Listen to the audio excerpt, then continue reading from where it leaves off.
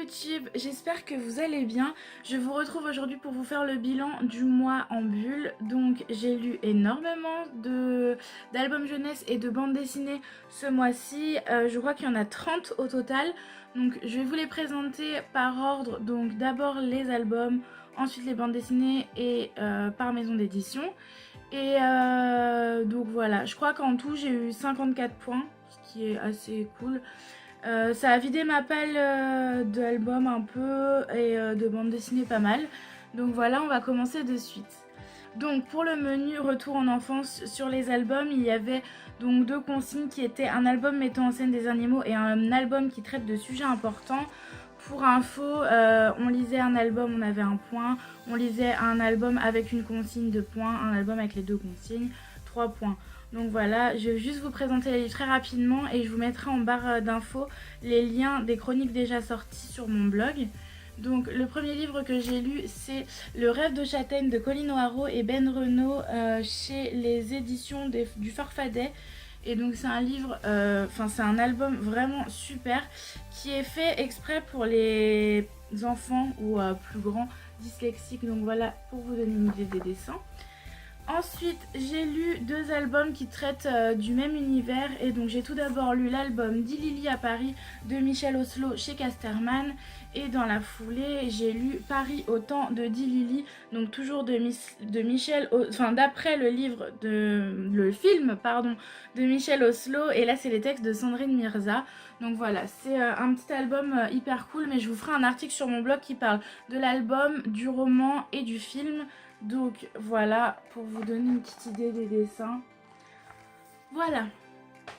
Ensuite, chez la maison d'édition Les Livres du Dragon d'Or, j'ai lu avec mon filleul Pokémon, mon premier cherche et trouve, donc là sur Evoli, puis sur Pikachu.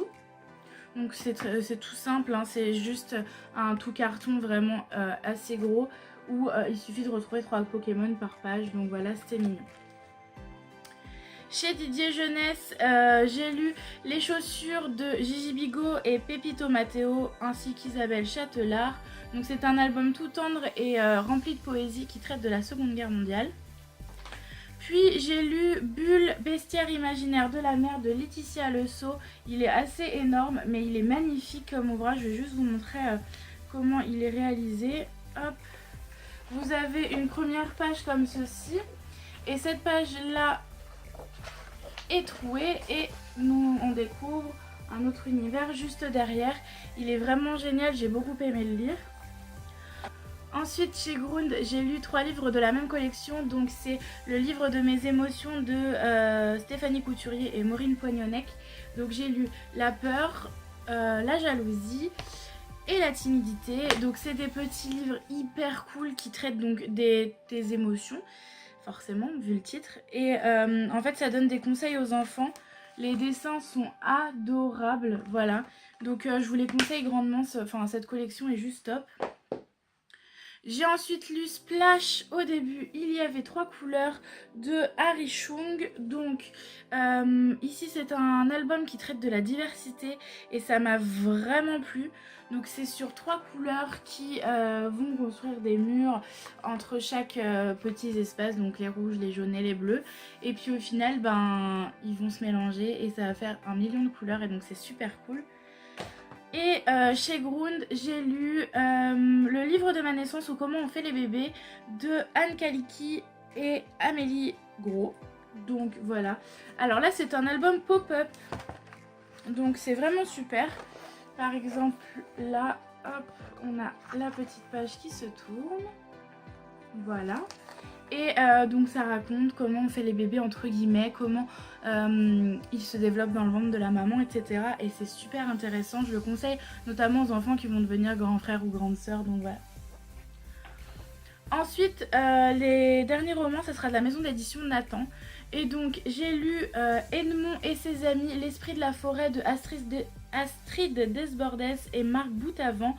Donc c'était mignon mais sans plus. Ensuite j'ai lu Les robes magiques de Podane de Françoise Boucher. Alors ici c'est les dessins qui me plaisent beaucoup. C'est des dessins faits au crayon. On a l'impression que c'est juste écrit dans le roman. Enfin dans l'album on s'entend. Et c'était sympa, mais encore une fois, l'histoire était pas dingue. J'ai ensuite lu un livre d'une série, enfin d'une collection que j'aime beaucoup, c'est les Timothée. Et ici c'est Timothée, il arrive presque tout seul, donc c'est de Rémi Courgeon. Alors j'adore Timothée, je le trouve adorable et je trouve que les histoires ont toujours une morale qui invite l'enfant à réfléchir sur pourquoi, comment, etc. Et donc celui-là je l'ai beaucoup aimé. Un livre qui m'a un peu déçue parce que j'ai pas compris la fin. Il s'agit de Arthur et les gens très pressés de Nadine Brincosme et Aurélie Guiret. Alors si moi j'ai pas compris la fin, j'imagine un peu mal les enfants trouver une morale ou un intérêt à cet album. C'est-à-dire que les dessins sont mignons, sans plus, et l'histoire est pas ouf. Donc voilà, je le conseille pas forcément maintenant. Si vous l'avez, bah écoutez, tant mieux. Un coup de cœur maintenant, il s'agit de Blanche-Neige de Gaël Aymon et Peggy Neal. Et alors là, déjà vous voyez la couverture, les dorures. Et en fait, une page sur deux, donc l'intérieur est juste magnifique. Et une page sur deux, vous avez des dorures. Donc là, hop, sur la couverture, enfin sur la page titre, il y a des dorures. Et je vais vous montrer une de mes pages préférées avec dorures. Donc en soi, c'est l'histoire de Blanche-Neige. Comme on la connaît, ou pas forcément comme on la connaît, mais comme plutôt elle est réellement. Et donc vous voyez, hop, vous voyez les dorures dans tout l'album, une page sur deux, c'est vraiment beau. Et par exemple, pour vous en montrer une autre, voilà. C'est vraiment magnifique et je vous le conseille à 2 milliards de pourcents. J'ai lu ensuite deux albums de la même collection et qui se réunissent un petit peu. Donc il s'agit de Maison autour du monde. Donc là c'est de Mia Kassani et Paula Blumen. Et j'ai lu du coup Port autour du monde de Victor Medina. Dans ces deux albums, on fait le tour du monde et on rencontre les ports et les maisons. Et donc ça nous apprend à comment on vit différemment dans d'autres pays, dans d'autres cultures. Et c'est vraiment cool. Donc voilà pour les albums, on va passer aux bandes dessinées. Donc le menu des bandes dessinées s'appelait Dégustation de bulles. Et les deux consignes étaient une suite de sagas et une couverture bleue. Je vous les présente tout de suite. On commence pas très joyeusement par un abandon qui est La vie est bonne de Viande et Macaroni, donc aux éditions Payot. Malheureusement ça ne l'a pas fait pour moi, j'ai trouvé que les dessins étaient très approximatifs, j'essaie d'en mettre un qui est pas trop choquant. Voilà, était très approximatif, l'humour est très beau, très porté sur le sexe et pour moi ça m'a pas tellement fait rire, donc je l'ai laissé tomber. Ensuite, une très bonne lecture, Yasmina et les mangeurs de patates de Wouter Manaert chez Dargaud. Ça a été une très bonne, très bonne lecture même, parce que on rencontre donc Yasmina qui est une jeune fille qui adore cuisiner et du jour au lendemain il va y avoir une nouvelle pomme de terre qui va faire son apparition sur le marché. Elle, du coup, tous les fruits et légumes vont être mis un peu au second plan et elle va tout faire pour que les gens remangent normalement et n'aient pas un comportement bizarre.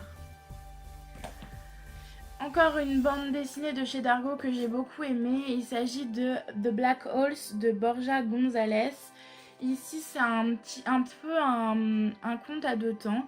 On suit des jeunes filles dans notre temps, puis des jeunes filles en combien? On va savoir tout de suite. En 1856. Et du coup c'est des histoires un peu entremêlées, vous savez, il se passe quelque chose en 1856 qui a une répercussion sur notre temps. Et c'était vraiment cool, un peu macabre mais vraiment cool. Ensuite le reste des bandes dessinées ne sont que chez Dupuis il me semble. Oui c'est ça. Et donc tout d'abord il y a les Cavaliers de l'Apocalypse. Non je vais pas y arriver. Les Cavaliers de l'Apocalypse, c'est mieux, maîtrise la situation de Libon. Alors c'est drôle, c'est vraiment mignon mais du style un peu bateau. Vous savez c'est un peu les planches de bande dessinée qu'on retrouve dans les magazines Dupuis d'ailleurs, dans les magazines Spirou etc. Donc voilà, c'était agréable mais j'ai passé un bon moment mais sans plus, voilà.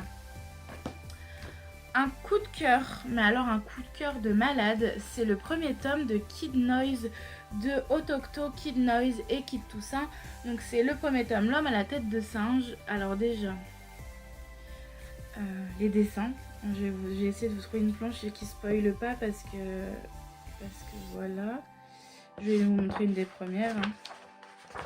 Alors, une des premières, oui et non. Voilà.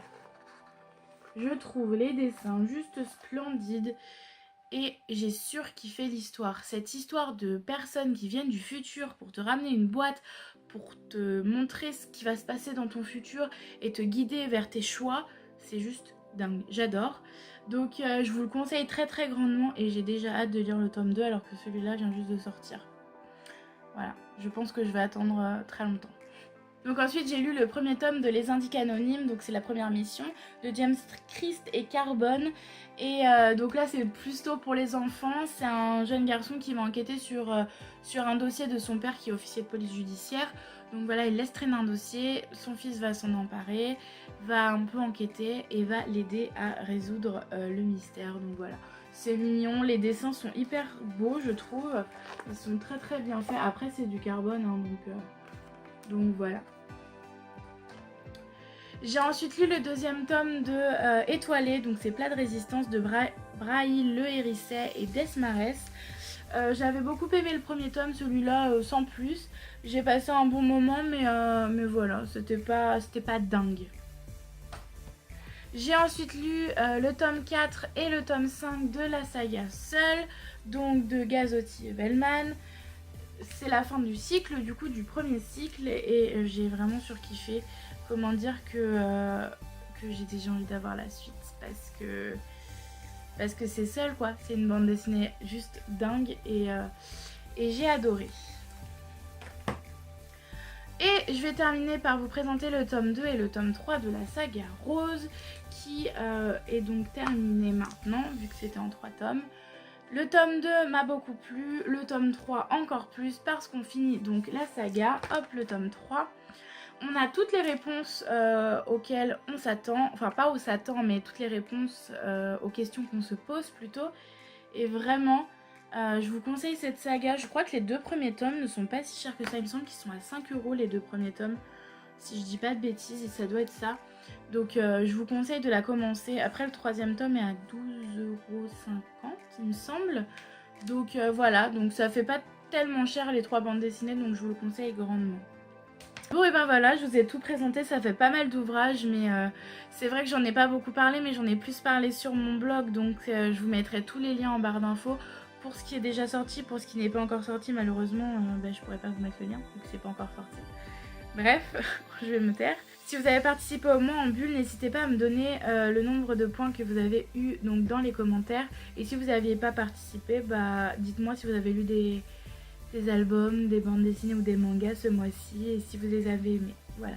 En attendant, je vous fais de très très gros bisous et lisez bien. Ciao!